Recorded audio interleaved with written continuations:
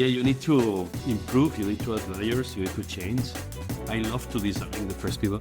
With my team, every year we have the button, we draw, we design the festival.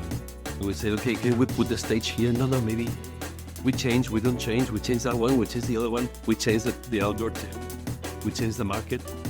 Every year we have a change, and every 3 years we have a massive change, and every 5 years we have a rebranding. We're kind of crazy, but the thing is that we're a festival on this. If we don't change, how can we say to people to show us how the image is going to change? I need to take risks.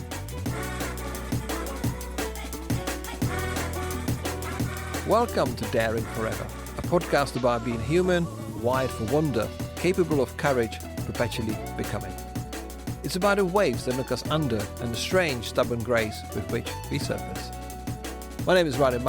I'm an author, creative, and an eternally curious human being on a mission to speak to incredible people whom I call forever daring humans, those in pursuit of an extraordinary life. Every week I share an interview that is packed with amazing stories, value, and I can only ask you, how will you dare forever? This podcast is inspired by my upcoming book titled Daring Forever, which is now available for pre-order out in October.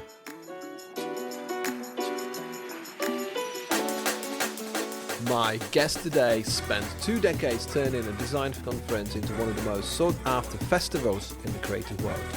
Pep Salazar is the director of OFFF festival and a community built on the belief that showing the unfinished idea matters more than the polished portfolio. In this conversation, we go back to his own beginnings as a drama student in a small town near Barcelona, through his years of building Sónar festival and into what it really takes to design a temporary festival city for 3 days, one that now travels to Mexico, Sevilla and Montreal and beyond. This is a conversation about risk, honesty and why community, done properly, is the hardest and most rewarding thing you can build.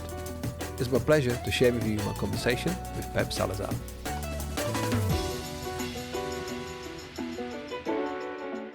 Hey Pep, welcome to Daring Forever. It's great to see you. How are you doing?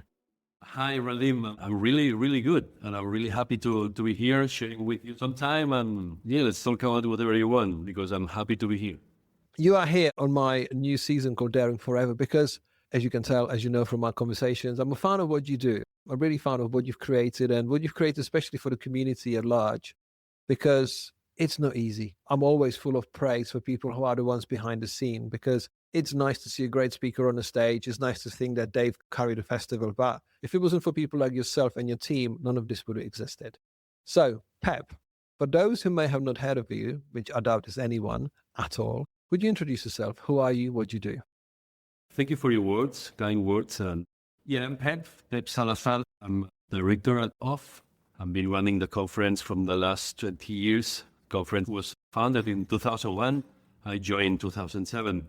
Because of a series of circumstances. And then I realized that OFFF was a gem to polish, and I rise up what's OFFF right now, which is many things. It's a festival, but on top of that, it's a community and other things we can talk about.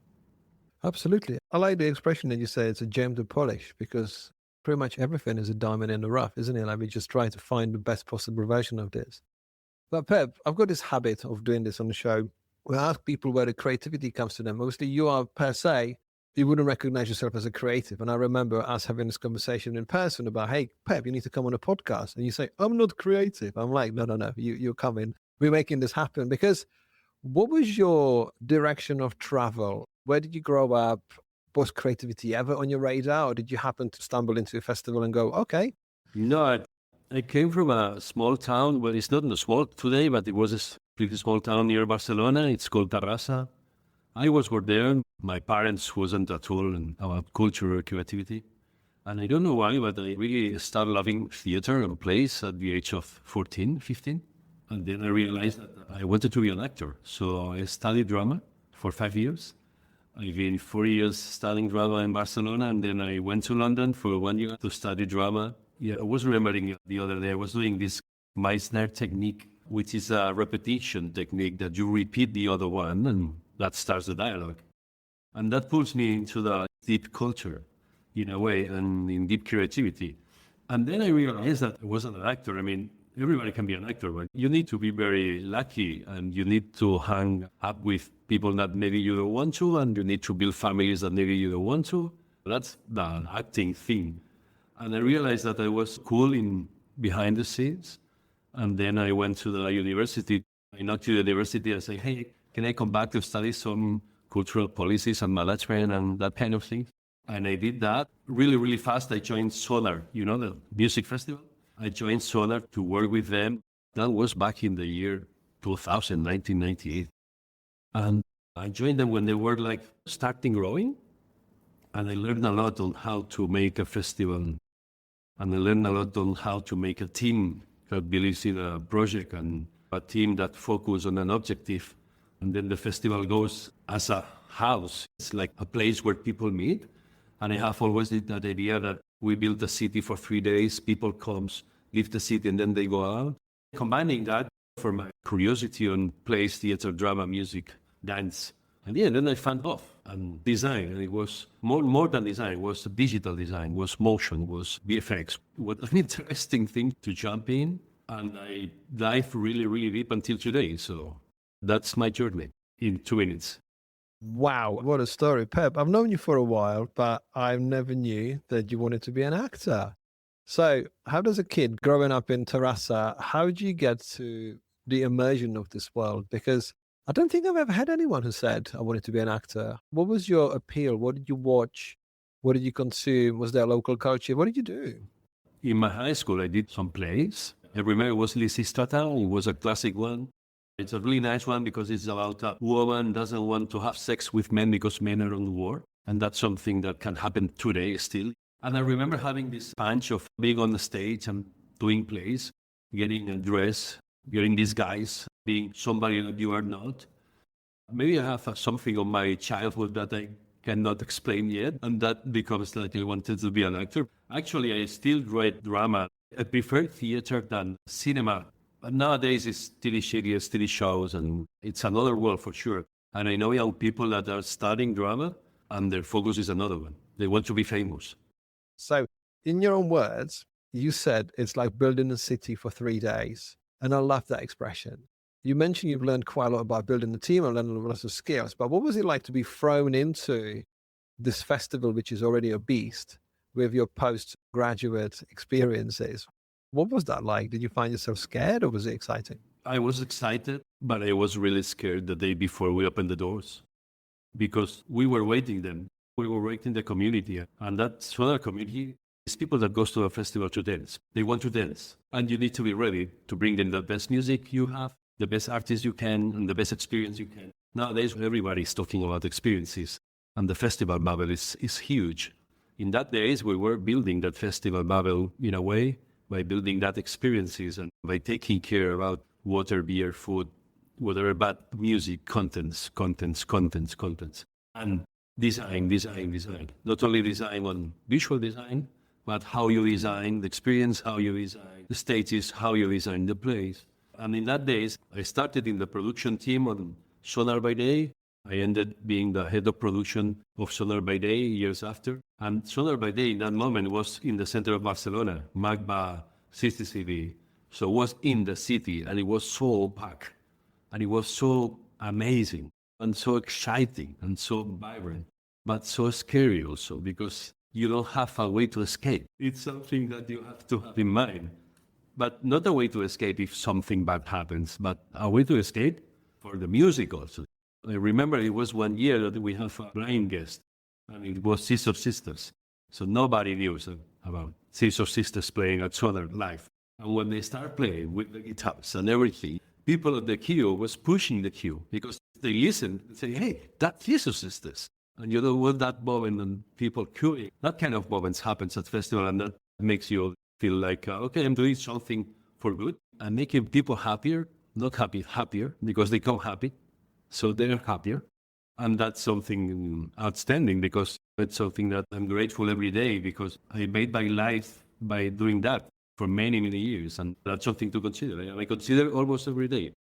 That's really interesting because you talk about set curation as like we got people to come to dance and we want to make sure they can dance. And now we talk about like how things have moved because we're creating experiences, like things are a bit bigger. I mean, a bit bigger, a bit different. I remember going to festivals at that time around 2001, 2002. You didn't really care if it was in a mud pit somewhere in the middle of a forest. As long as the band was playing, if your favorite DJ was playing, like, we're having fun, And now things have moved on, I think, in the good way, because the worlds are more immersive and you got more things to do outside of it. Because when the DJ stops playing and you find yourself in a mud pit in the middle of a forest or wherever else, you're like, okay, what next? So what was that change that you've seen, that seismic change in the production, the values, the experience that now festival is really, as you describing, building a city for a few days?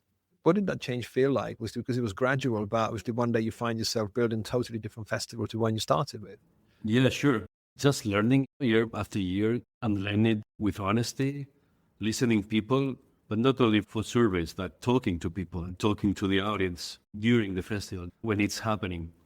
And I think we were lucky in Barcelona also when people attending Sónar, because the three directors, for me, they are genius. And they were with really good ideas, and ideas that you can make it true and you can make a real thing from the ideas. So I learned in a way to make these ideas happen. Yeah, all my life I think it follows me that, okay, I have this idea, can I make it happen? How can I transform an idea to a project or to something valuable? That's one thing. And then the other thing is adding layers of value all the time. That's really important to make a brand existing. Sónar is existing from the last 30 years or 32 years. It's something out of the world.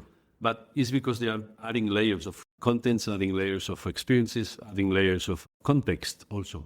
Context is really important. Reading the context, the surroundings, the city, where are you doing the festival, the venue, where are you doing the festival, the people attending, who is these people, why they attend, why they come back. Also the contents, the music you play, the design we promote. It's really important to understand the context. Absolutely. As you said, like, talking to people when it's happening, I think is one of the best insights to get, because you get people in the moment and then you get people reflective weeks and days afterwards going, well, so I think you get the most honest answer when people are actually in it.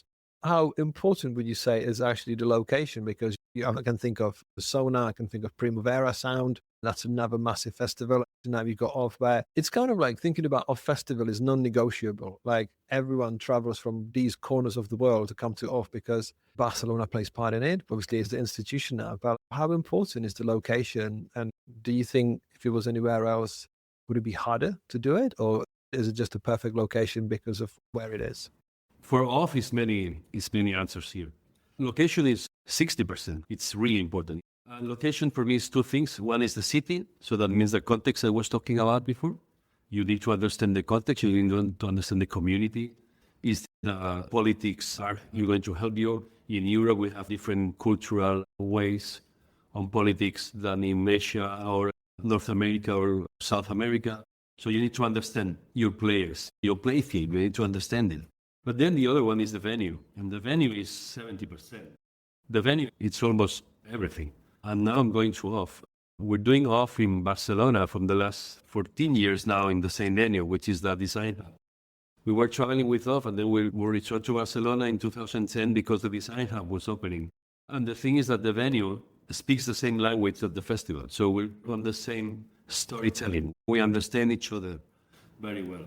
So I bring international audience to the venue. The venue brings to me local powerful. And that's something that combining is really powerful. And that's why I think that Barcelona is it's a key player at OFF now. And that's why 5,000 people from 74 countries fly to Barcelona to meet at that specific venue.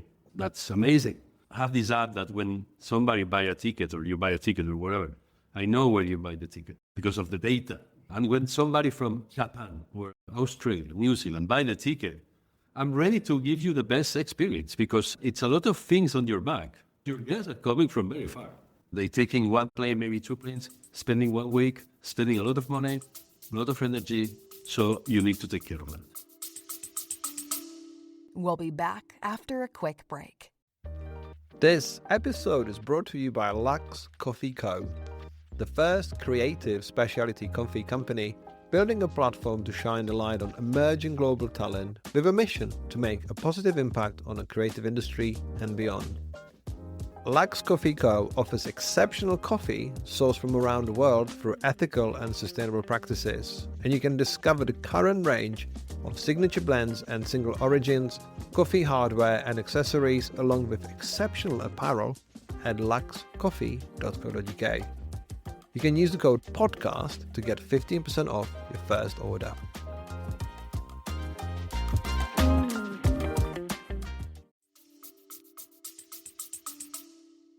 Yeah, I love your answer because, as you said, 70% is the venue, 60% is the city, and over 5,000 people from 74 countries. Those numbers are staggering when you think about it, because when you said you got a lot of pressure on your back, when you put yourself under a lot of pressure, you accept the situation as a good adrenaline because you really care. You really care about the experience. I have spoken at different festivals which had like a satellite versions in different countries, different continents. They just showed up with pull-up banners. They were like, hey, we got this venue for one day. We put 1,000 people here. We just put some pull-up banners. We get all the speakers and we go home. Your expression of like, we build a city, it's a different beast. I can't be comparing a cheese and chalk and going, this is different. It's the experience, is the level of detail, and why people would come back. Because as you know, we did a live podcast on a previous season with PJ Richardson on the stage in the room upstairs. And he was talking about the fact like how he felt devoted and he felt obliged to create basically the best possible titles ever, because it reminds him of the experience of how we come together as people in our community, that some people, they do get a credit card, they max out a credit card for the experience. They want to be there. And I think that's unmistakable passion for this event by having something that if you want to get into debt just to be in there, that's something that speaks volumes, obviously. And it's a making of a couple of decades to create this. So what I want to know is to jump into from Sónar, which is just music heavy and almost like a linear offer where you want to make sure that people dance and that people don't crush themselves with listening to Scissor Sisters. But what was it like to be in a festival which was originally started as very Flash, was the Online Flash Film Festival or something? That was what it was called originally. And then obviously you got digital storytelling experience and different nature, because I just want to know, what was that change? What was the transition to go into something which is just a little bit more different? It was challenging in a first way because, first of all, you need to understand the context. So you also need to understand what are you working on. And I met Hector, which is the founder of OFFF, and he founded in 2001. And Hector is a videographer and he's a cinema maker and he's an artist. And he needs a manager because artists are artists and they need to play art and they need managers to put them in the way to play art. And the challenge was to understand my reflection, but the challenge was to make it professional. Not making it as something that is a side project or something that I only have passion. Because when you have a lot of passion in something, it's great, but then you can blur your view and then you cannot build a project. So I find that moment, Hector needed management at all cost because he was moving from Barcelona to Lisbon. With Sónar, I have the opportunity also to work internationally. So I have experience of working in Germany, England, Portugal, many places. And I tell him, hey man, working in Portugal is not the same as working in Barcelona. It's not your home, it's not your place, different roles. So I decided to join because I like risk. I like taking risk and learning by taking risk. And I decided to join and I say, okay, I'm going to you and let's go to Lisbon. Let's make the festival together. From that moment, because then I learned that pickers and creatives, designers are not music stars. And it's a change, it's a big change. It's a day festival, so you can go to the hotel to have dinner with the artists, and it's more relaxed. Even if it's stressful, because it's a lot of people and a lot of things going on, but it's way more relaxing in that sense. And also, behind every speaker, behind every creative, behind every studio, behind every brand, it's a lot of ideas, and it's a lot of ideas. And having the chance to share that ideas is something, and share the process is something that really inspires me in that moment and still inspires me. Because when you do a music festival, I've been involved in other music festivals during that period also, mostly jazz. When you do music festival, what you do is you show the final piece. Jazz can be a little bit different because jazz, they improvise a lot. And the improvisation in jazz is something that only jazz musicians and a few audiences understand. But the other music is a finished thing. So you show the finished project. At OFFF, we ask to show the unfinished project, or at least to show the process to go to that finished project. And that journey from the idea to the finished project is something that makes OFFF really, really unique. From that moment, well, maybe you know better than me, but from that moment, it's hundreds of design conferences doing more or less the same because communities need to understand process also. The other thing, this is a design conference, okay, but we put the festival mode because I love festivals. I learned how to make festivals when I was 20 something. And we put the festival mode in Barcelona. That means outdoor areas, people going in and out, different schedules at the same time. That's a festival, That's not a conference. I love this. I love your sentiment. I love your vision because you said if you're passionate, that can blur your view. An artist needs managers. And the way you describe the music festival versus creative festival is really good because you're right. When it comes to jazz, there's some freedom. They say that every mistake in a jazz composition is an opportunity. And if you just get a note wrong, it can take you anywhere because it's more like a river. Like you go start and finish, by the middle part, it can go anywhere. Whereas DJ sits and Simon, there's a level of planning, but it's a final piece and it only happens in that moment. So I like your sentiment about that, showing what's behind the finished piece, showing how you get from A to B to Z to whatever you need to get is the magic, because ultimately that's how we grow, right? Because we want to understand, how did you do this? And what did you do? And what happened? Because I think the sentiment in the creative industry now that a portfolio talk is a little bit predictable. And are you there to tell the story of yourself? Are you there to make yourself look good? Or are you actually giving us ideas and value that can really further someone's work? Because ultimately the kids who max out their credit cards and actually go and travel across from these 74 countries, they go there because they want to be inspired, because you can't see something in the finished portfolio, how it happened. So I do like that. That's the focus on happens, because the more we share, the more we talk, the more we show one another how we got from A to B to A to Z, or from 0 to 1. I think that's what makes us stronger. So I like what you're saying, that coupled with the festival experience, not it being a conference, but being a festival, is what makes it really, really interesting. What changes have you seen, mostly you being on board? Obviously, the world of creativity moves on very fast. And we don't have to talk about AI. It's more about the world of experience, right? Because I've been coming to OFF since 2015, and I've seen the venue that you've been using for the last 15 years or 16 years change every single time. There's always another add-on. There's another wall being built. There's another window, and stages in a different place. It used to be the other way around. Let's talk about that part for a bit, because the changes in its history itself and the recent times is just incredible. So did it come from a data point, talking to people, trying to find better ways? Even the screen this year was much, much better. So wow, let's talk about changes over time. Yeah, you need to improve, you need to add layers, you need to change. I love to design the festival. With my team, every year we have the plot and we design the festival. And we say, okay, can we put the stage here? No, maybe there. We change, we don't change. We change that one, we change the other one. We change the outdoor tent. We change the market. Every year we have a change. And every 3 years we have a massive change. And every 5 years we have a rebranding. We're kind of crazy, but the thing is that we're a festival on design. If we don't change, how can we say to people to show us how image is going to change? I need to take risks because I can take risks. And if I rebrand the off brand and the off logo every 5 years or every 6 years, and it doesn't work, I have the option to rebrand it again. Because for lucky, off it's well known and it's established. So when you have this established thing, you can play a lot and it's so fun. And I like to have fun by doing that. Also because we need to understand the changes of the industry and how the industry is changing, how the formats are changing, how people focus is changing. But I want to maintain some old styles. I want to maintain long speeches, like 50 minutes talk. I don't want to be 15 or 20 or 18 minutes speed talks. We need places to be safe. Places to be safe means places that you can sit and listen for somebody for 50 minutes. Places where you can invite somebody to on the stage and say, hey, you have 50 minutes, you can explain your whole life. So that's something important. Then also, I don't change in streaming the contents. We don't stream the content, so you need to be there to feel that and to understand how the life is changing in your creative business. But then every year we like to improve things and we like to test things.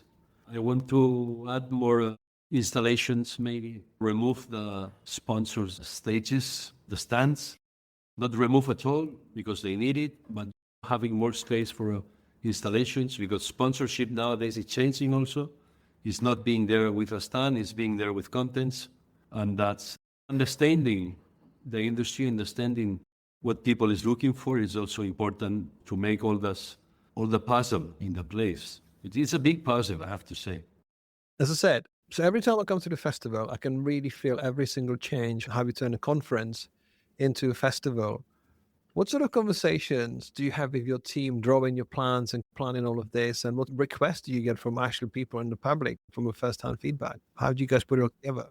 You have this team. We're a small team. We are 7 people. And in the production and in the design, we're even less. And I have these ideas sometimes that I remember telling them, hey, I want to put something in the lake. For the people that doesn't know, the design half has a small artificial lake on the front.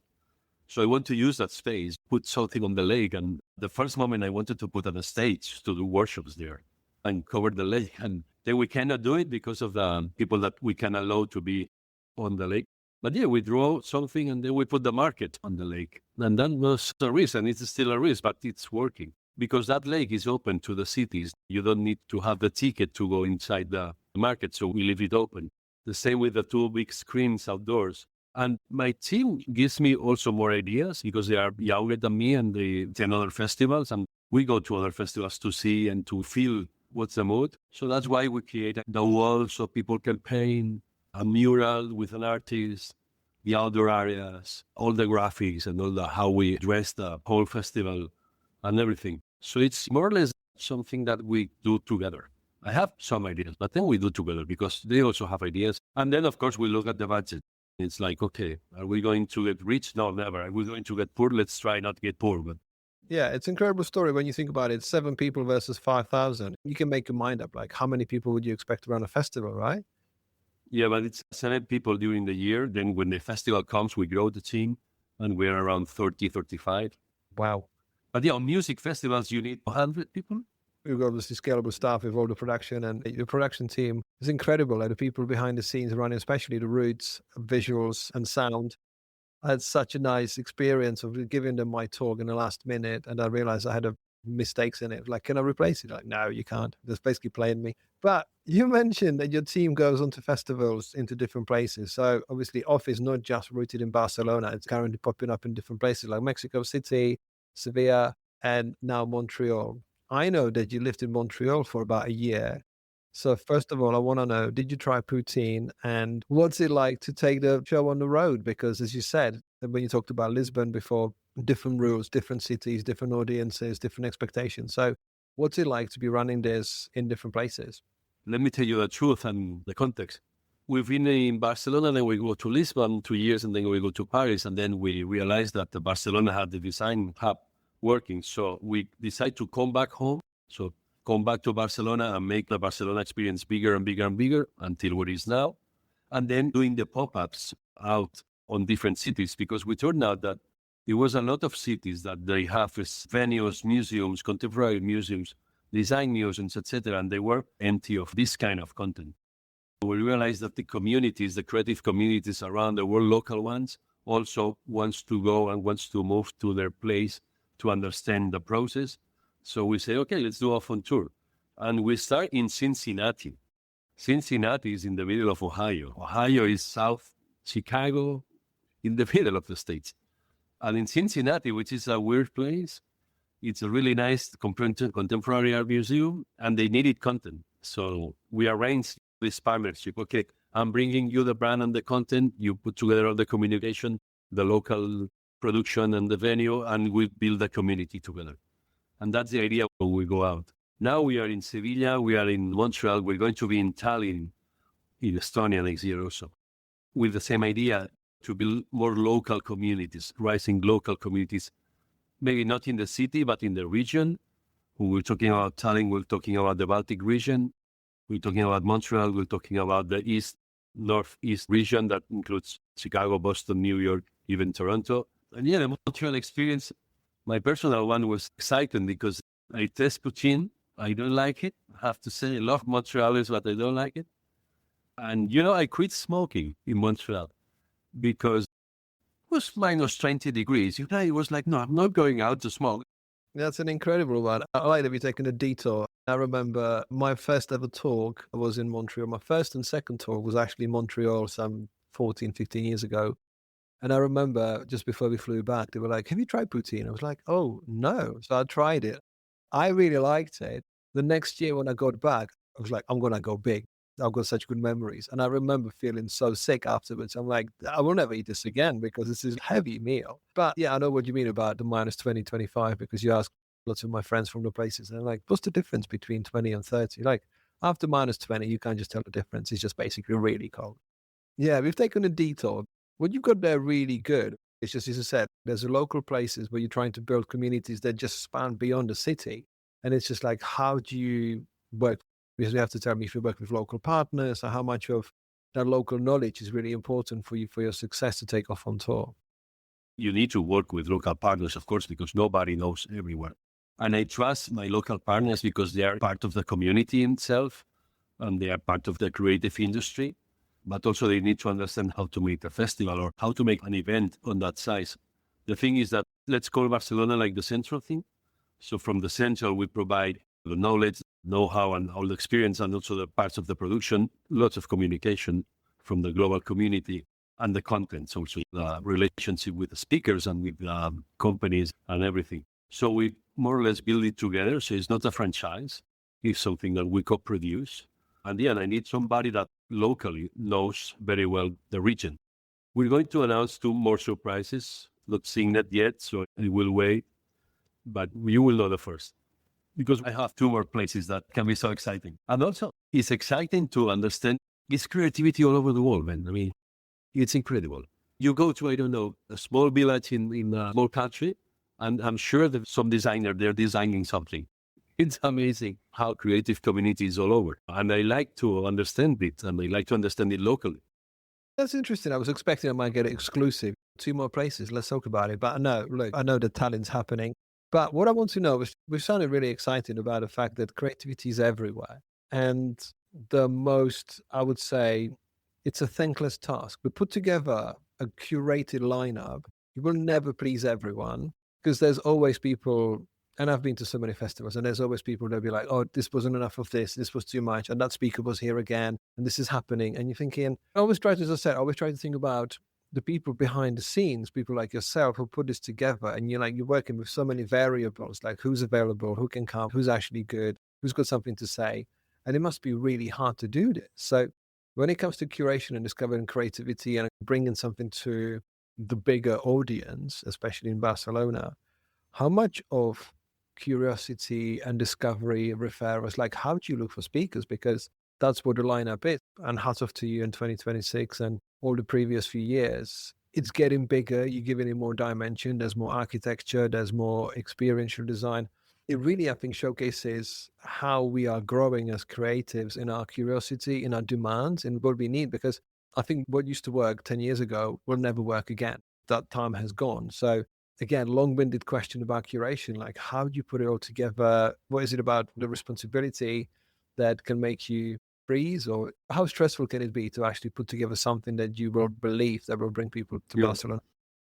It's hard to say no to somebody because it's a lot of people asking to be a speaker, and everybody who wants to be a speaker has something to tell in their side, but maybe it's not in that moment for the festival or for my vision of how I want to do the wave of the contents of the festival. That's one thing. So I'm thinking, I decide not to have themes because if you have a theme, then you are so constrained. So I decide to have another word or another title to play more for the campaign rather than the contents itself. Then I decide to open, to have a wider vision and creativity, inviting architectures, inviting more photographers, inviting these experiential design people that design stages, or even scientists that are related to arts in a way, to have more appealing talks and not only talking about motion or design. At conferences that are talking only about motion, and that's great, but I want OFF to be a big and a wide vision of creativity in a way. So I built it asking, what's he? Of course, I search web. Of course, I have the communications and the newsletters from the media, etc. And of course, I know the industry, but I ask, hey, who is the next? Who is doing that? Who you think that? And I ask people that I trust. And who is these people that I trust? Can be speakers, can be people in the industry, can be people that send me an email, hey, Pep, I think that this is a good speaker for OFF. Let's take a look.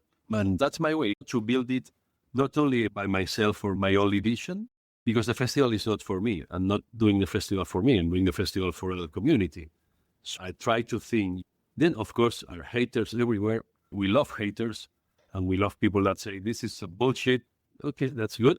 But bullshit exists and needs to be there also. And then sometimes it works, most of the times work. Sometimes it doesn't work. But most of the times work because people on the stage have something to say. Yeah, I welcome the opportunity every year to send you a list of speakers that I think you should book, because it's nice to see friends on the stage, like our friend Natalie Gordon or Bjorn Kosowski from Stockholm Design Lab. I was like, oh, I managed to do it. I managed to make the connections because I really care about the fact that there's so many incredible people and talented and generous people who should be on the stage, and sometimes can get lost in a big net, right? How can we talk about a community if we don't do the community for real? Absolutely. I want to talk about now about the future and hopes and dreams and fears and that kind of stuff, because the world is moving fast. You got a finite space and infinite dreams. I know that you don't necessarily want to go into 20,000 people and make it impossibly corporate, but like, what would you do if you could do anything? What is the one thing that you can't do potentially now? Like, what is your desires to see the future? It's complex because the world is complex every year. It's getting worse than 5 years ago. Everything is so unstable and you can feel it when you organize something international. But at the same time, we need places like OFF. That's why I come to the office every day, because we need to build it and we need that kind of places. I say safe places. I like that expression. My fears is that the world is getting so complex that people maybe cannot travel. People with fear also, like the fear that we have on the pandemic, can return suddenly. I don't have a fear on technologies, because I was having lunch with Joshua Davis, that he's in Barcelona this week. We were having lunch 3 days ago, something like that. And I said to him, hey, Joshua, people is talking about AI, but you're working with AI from the last 20 years, 25 years, right? And I say, yeah. We call it machine learning in that day, but it's the same. So I'm not afraid of technologies at all. The contrary, I like to show technologies, and I like to have technologies and software sponsors at the festival.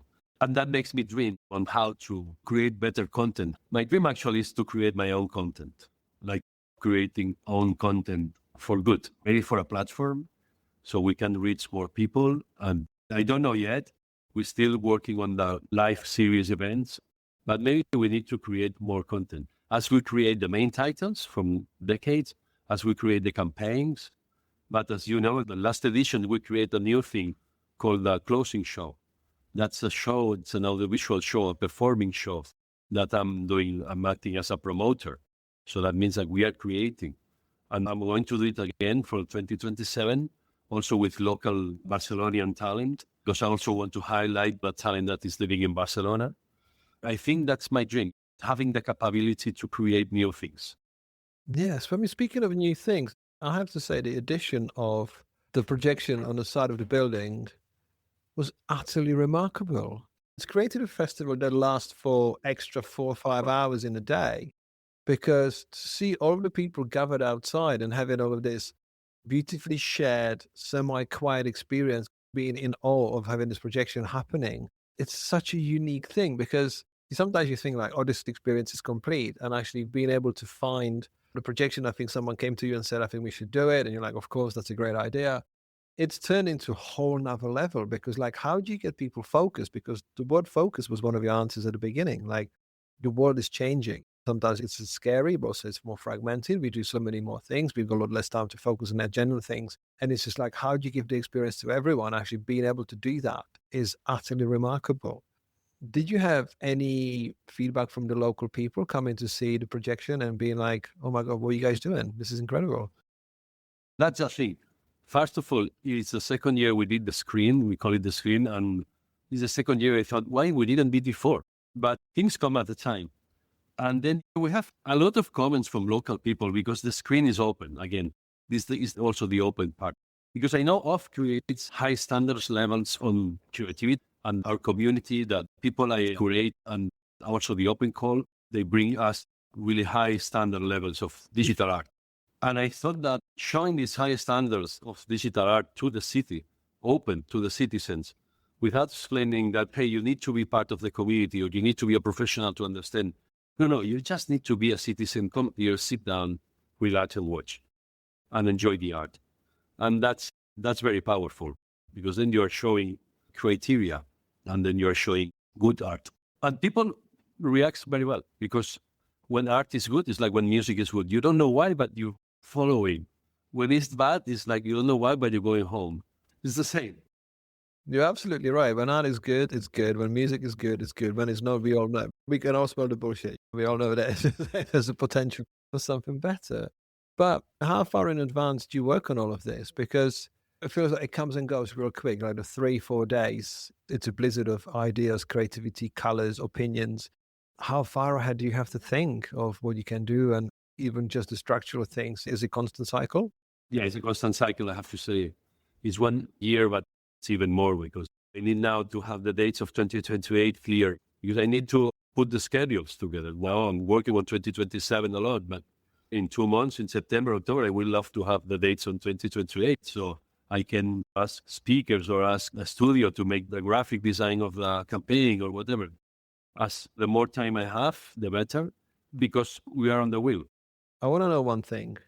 When the doors open, let's say we just obviously finished your last version just not that long ago, do you allow yourself to enjoy it?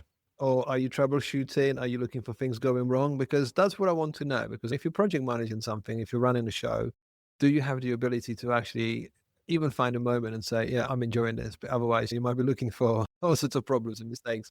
I have 1,000,000 3-minute conversations. And that's something I learned from the years to try to enjoy these short conversations because it's so stressful. And I found moments to enjoy from the last 2-3 years. I have to be very honest. Because the festival is going, the team is the same. We know how to do it. Of course, I'm running around all the time and looking things and seeing people and watching people. Then I need to find my moments myself alone. And I like to sit in the middle of the room and listen one, or no one, but not the long keynote, but maybe, I don't know, 15 minutes, 20 minutes, 10 minutes. And I try to enjoy it. I always bring my family there and I try to make a family moment, having a pizza and a beer and speaking with people. That's the most enjoyable moment when I speak to people. I'm there, I don't know, at 7 o'clock, 8 o'clock on Thursday or Friday. And people comes to me and they say, hey, Pep, we're having good time. Thank you for that. And then say, having good time. Thank you for being here. So I'm trying to balance, of course. You said you're having 5,000,000 3-minute conversations, and I think that summarizes everything that you started doing with Sónar. It's like you having conversation with people as it's happening to understand what's happening, what's going good, what's not going good, what you can improve. And sometimes when the machine's moving, you can't change much because everything's set in stone, which is rolling. But it's those conversations that I remember every year, 3-minute conversations. It's like, how are you doing? How's it going? On to the next thing. And I think it's a remarkable job because you're surrounded by an incredible production team. From Laura to Dan to everybody else, Elena, you guys got it going really good. And I think it's nice to hear that you can get your family to come over and actually enjoy it and appreciate it because every year is different. And I think we always try to recreate experiences in our lives that like, is it as good as the last time? Let's say a new movie comes out. Is it as good as the one? And is it better? Is it this? But are we allow ourselves to live in the moment? Because when you think about it, you can't recreate one festival over and over and over again. Sometimes it's going to flow high. Sometimes it's going to flow low. Or lower, shall I say, and it for that experience to actually to be your own because we've got different perception of reality. You can put 2 people in the same festival and one will love it, the other one will hate it. And it's got nothing to do with the festival. It's just the hardwiring of our bodies and our minds going like, yes, someone will like it, someone will not. So I felt like there was this shift, especially this year. There was more honesty with the talks. There was more honesty in how things are, how things can be, what are the challenges and how we are the same in all of this. Because as you talked about, a person creating something in a small village somewhere in the middle of nowhere that you would never expect creativity to thrive. We all break the same. We create with similar passion. We look into this world and try to get something out of it. So in your case, do you see a shift to more storytelling and honesty in the festival? Or because as you said, it's great to show what's behind the scenes. And you say a theme would make you a bit more narrow. But like, what is the overall ambition that you want to do? It doesn't come from me, actually, really. It comes from the need of the speakers and the need of the creatives to express themselves in that way. Kelly Carson, for example, she's always explaining that she needs to explain storytelling and she needs to explain herself that many people do not. And that way of explaining, it's something that is with the speakers and with the agencies also, but not only with the speakers.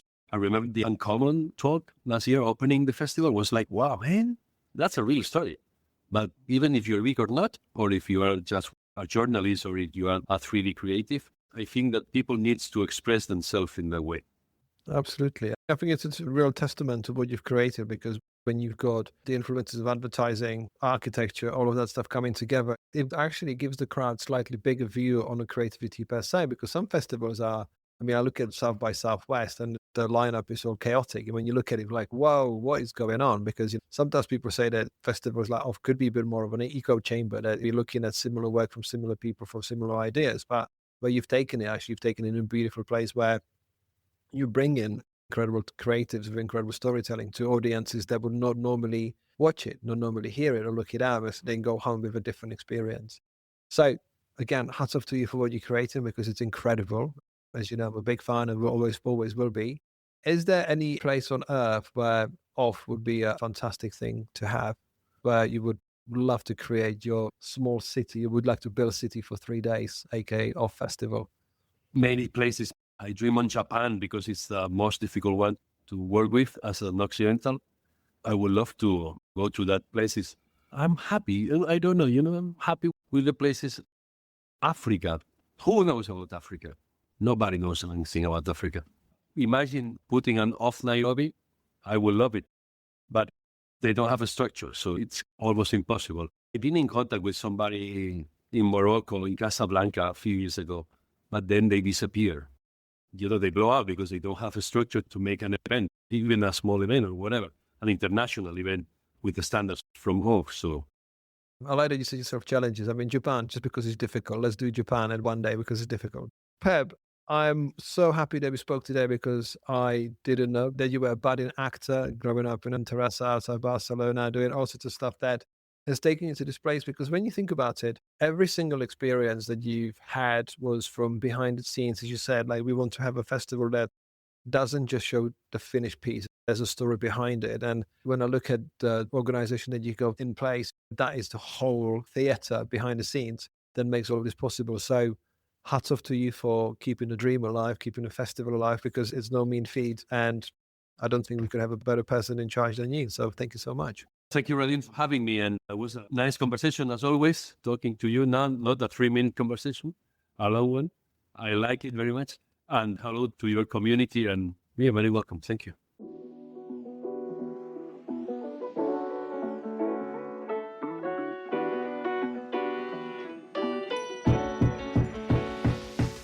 Hey, thank you for joining me on this episode of the Daring Forever podcast. As always, I'd love to know your thoughts, questions, and even suggestions. So please get in touch via the show notes or social channels. This episode was produced and presented by me, Radim. The audio production was done by Neil Mackay from 7 Million Bikes Podcast. Thank you for being here, and I hope to catch you in the next episode.